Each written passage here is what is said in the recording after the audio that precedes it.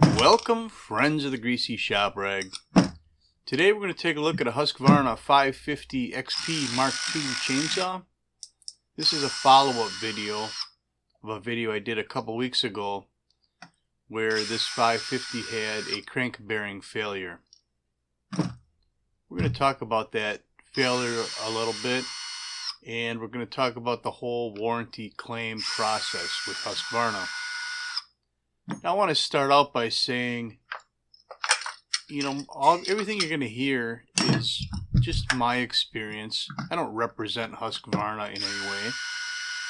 I represent our dealership, and I am a middleman between the owner of the chainsaw and the corporation Husqvarna, who is honoring the warranty. So it's my job to represent the customer and determine if they have a claim to be filed, and then file that claim as best I can to try and satisfy the customer. So in this case, we had a 550 that ate a crank bearing. We've seen a lot of 550s eat crank bearings, and in fact there's been a number of service bulletins put out. One of the earlier ones discussed installing a protective washer over the crank seal on the flywheel side, and then another one discussed problems that the manufacturer had in the installation process of their cranks or their bearing seals. And another service bulletin discussed how they switched from the first supplier of bearings, which was SKF, to a new supplier of bearings, which is now HQW. Yeah, I just want to make sure I had that right. HQW. So they acknowledged that there was a problem with their bearing supplier. And now, if you go out and buy a 550, you'll be getting it with the new bearings, and this problem should be gone. So what happens is, a customer buys a new saw, it's under warranty, and they have a problem. They bring it to the dealership. The dealer examines the equipment, determines what happened, and whether or not they have a warranty claim. Now, in a recent video, you saw a 572 that had a problem with a starter pulley and a problem with the wiring on the ignition coil. One of those problems was a warranty claim. The other one was the result of operator error. So we determine what happened and then what can be filed as a claim. And then the claim itself is examined by Husqvarna, and they determine if they're going to honor it, or if they need more information, or if it's not warrantable. And I should state that Husqvarna seems to go out of their way to make sure that the customer is happy. It's rare that I submit something and they question whether or not it's a warranty claim. So even though they're having a lot of problems and they're having to fix a lot of saws, the initial problem wasn't theirs. It was a supplier issue. But they have been standing behind these repairs. So as you can see, I'm stripping a chainsaw down. It looks like I'm about 10 minutes into this. Here we're removing the serial number tag. There's a couple of rivets that hold that in there. And the reason I'm doing that is on that last repair of a 550 that we talked about, where I found that I had a crank bearing out, I submitted the claim to Husqvarna, sent them a bunch of pictures, and they decided that because the top end was still good, the piston and cylinder, that we were going to replace the bottom end. It's going to get a new short block. So that's what we're doing here in the video. We're stripping the old short block down, harvesting all the parts we need for the new short block. And that includes the serial number tag. I mean, technically it's still the same saw with the same warranty. And even if they replace the saw entirely, the warranty period started when they initially bought the saw. So if Husky exchanges the saw in whole, your warranty doesn't start the day you get the new saw. Your warranty started the day you bought the first saw. And that I just wanted to make that clear, because some people are a little confused about that. And it's the same with the short block here. It's still the same serial numbered saw. It's just got a new bigger part right in the middle of it, right? So like I said, this saw had a good top end, so we're putting the old piston on here, and we'll use the old cylinder. And I just want to point out that when you are replacing a piston, it's good practice to use a new circlip that holds the wrist pin in place. So a little bit more about the warranty process on my end. I take a look at the equipment. I determine if we have a warranty claim, a potential warranty claim. And then I call Husqvarna service tech and talk to them about what I have. The very first thing they're going to do is identify the saw and see if it's been registered or not. And then we can move forward. So the point I'm trying to make here is that, if you buy a saw from us, we're going to register it for you. I don't know if other dealers do that or not. I mean, I only work at this one dealership, so I can't say what they do. If you buy a saw online, I'm pretty sure they don't register it for you. So the point is, if you buy a new saw, make sure it's registered, because if you have a problem with it, the warranty is only covered for people who have a registered chainsaw. You can't just, in rare cases they can go by date, build date, but the warranty applies only to the original owner of the saw too. So having it registered is going to help your case as far as whether or not you have a claim.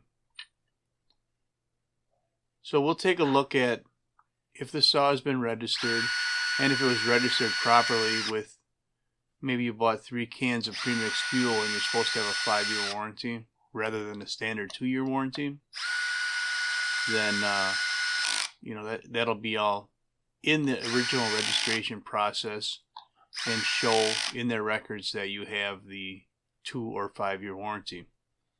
I guess you could have a 3-year warranty if you buy a 6-pack of bottled oil. The point being, register your damn saw or your string trimmer or whatever it is. If the dealer tells you they're going to register it, well, that's fine. So the first thing the Husky does is they determine if it's a registered saw and under warranty, and then we can move forward. They'll ask me what happened or what I'm seeing, and I'll explain it. Now, it could be these crank bearing issues. They ask for a lot of questions like, what was the compression? Did it pass the pressure vacuum test? What did the fuel look like? What was the general condition of the saw? A big one they ask is about the air filter and if there was any dirt ingestion. Because basically what happened with these bearings is that the seals may have been installed improperly and they sucked in a little bit of dirt. So that little bit of dirt got into the plastic bearing cages and destroyed them. And that's why we're seeing these failures. Dirt ingestion is just not necessarily coming in through the air filter. Although one case I had quite a while back, early in this whole process, it did have dirt ingestion, and they denied that claim. That was the only claim I can think of that was denied that was still under warranty. And to be fair, I mean, that saw sucked in a lot of dirt. Even if they had a bearing failure, there was some neglect there. So we determine whether or not we have a claim. Then we discuss the procedures I went through to test the equipment. And then they ask for pictures. And I'll send them a picture of the intake and the crank seal and the piston and cylinder. And down inside the crankcase, we're looking for debris and we're looking for oil. All kinds of pictures. So basically they can diagnose it from the comfort of their own home.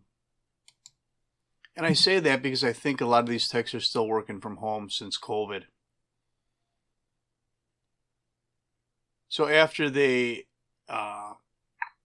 get their pictures, I email them a bunch of pictures, then they'll get back to me and decide what they want to do. And what I've seen is, if the saw has a good top end, good piston and cylinder, then typically the answer is a short block. It's the quickest, easiest way to get the saw back to the customer. If the top end is damaged in any way, then they've been replacing the saws.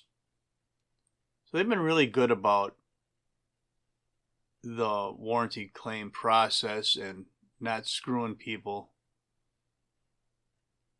I don't know what anyone else's experience has been, but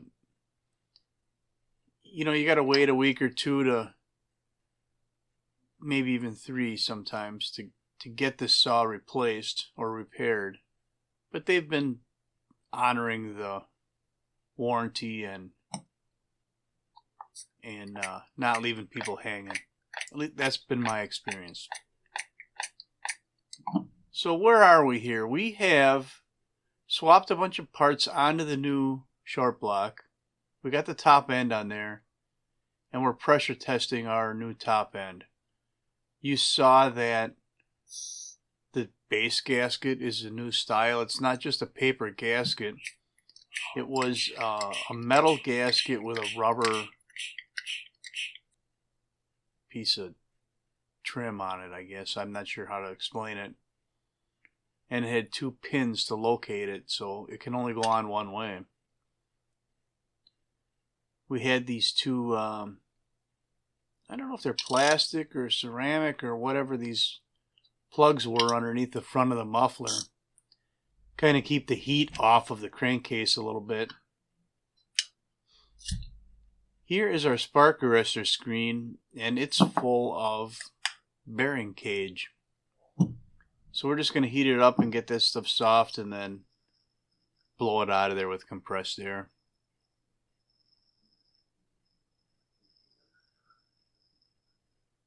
We don't want to put this plugged screen back in there. Saw wouldn't run decent. So I guess the bottom line as far as the bearings go, and people saying, well, why are they failing? You know, there was an official service bulletin that said the manufacturer had some problems installing the crank seals, and they sent some specific pictures in that service bulletin that showed some jacked up seals, apparently, that were installed new that way. I don't have any more information or inside information as to how or why that happened. The whole act of adding that protective washer over the top of the seal, I'm not sure if that was a band-aid to try and fix an unknown seal installation problem. I can tell you that the new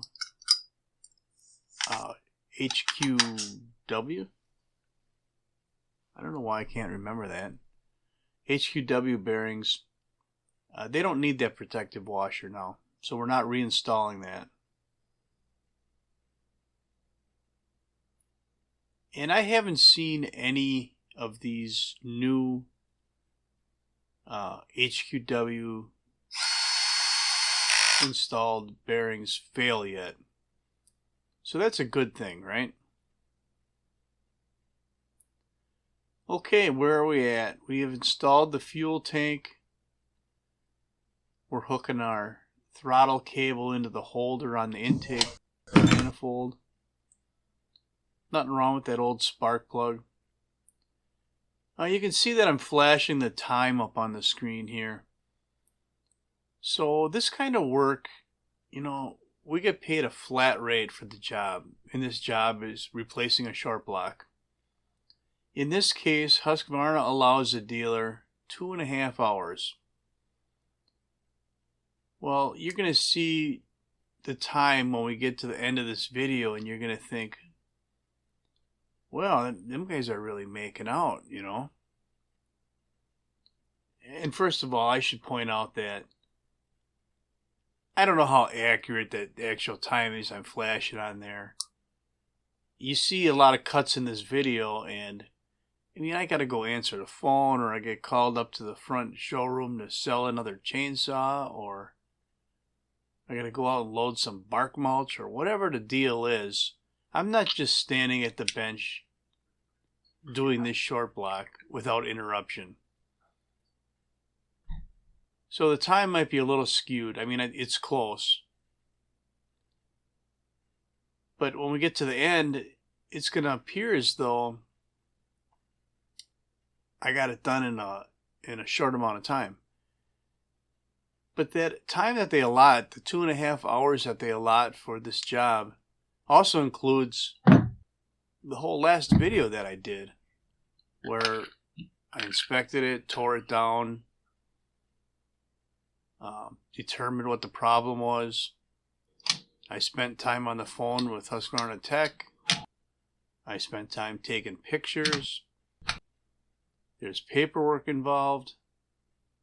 Yeah, you know, we don't really make out on these deals.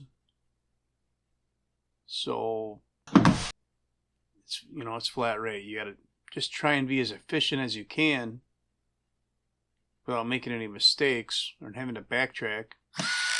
But it is what it is. What are you going to do? Alright, looks like we have our oil pump in place. We've got our brake handle in place. These screws that I'm running down in here right now, we're cutting new threads in that short block. So you'll see that in some cases, it appears like I really got to crank the screws down in there, and that's why we're cutting new threads. This little one I'm doing right now, we're cutting threads. You know, I had one repair where the Husqvarna wanted me to replace just the crank bearing, which was a little odd. I think it was just that particular tech thought that would be the right answer. Normally it's either a whole saw or a short block. And I didn't have a problem. I'll replace the bearing. I don't care. But I didn't have the official Husqvarna branded service tool for pulling the bearing and the crank through the side of the case. And I told him that. He said, well, okay, we'll send you a short block. So I guess the point I'm trying to make is Husky's not hard to deal with. And they really seem to be eager to fix these problems. You know, they didn't make that bearing. They had a supplier make that bearing, and they had a problem with it. Problem with the supplier. So now they got to fix that mistake. As far as other warranty claims go, if it's a manufacturer's defect and not operator error, they fix it under warranty. That's all there is to it. They've been good about it. So we're getting near the end here. We've got a few minutes to go. There's not a lot of parts left on the bench. Get some grease on this bearing before we put the drum on here. And as long as I had it apart, I'm giving the customer a new rim drive. There was still a little bit of life left in the old one, but you know, it seems kind of silly to not replace that while I've got it in my hand already. So I guess the other part of this whole story is, you know, you got a customer that spent a lot of money on a chainsaw and it failed. Now, you know, that's one of our customers. We want them to have a positive experience. You know, chainsaw failing isn't much of a positive experience, but if you do the best you can to make it right, well, you know, that's all you can do, and hope that the customer comes back after, you know, next time he needs a chainsaw.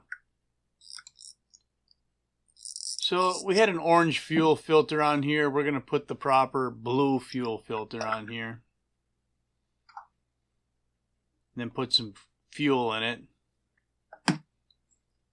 We shouldn't have any leaks. I mean, it didn't leak before.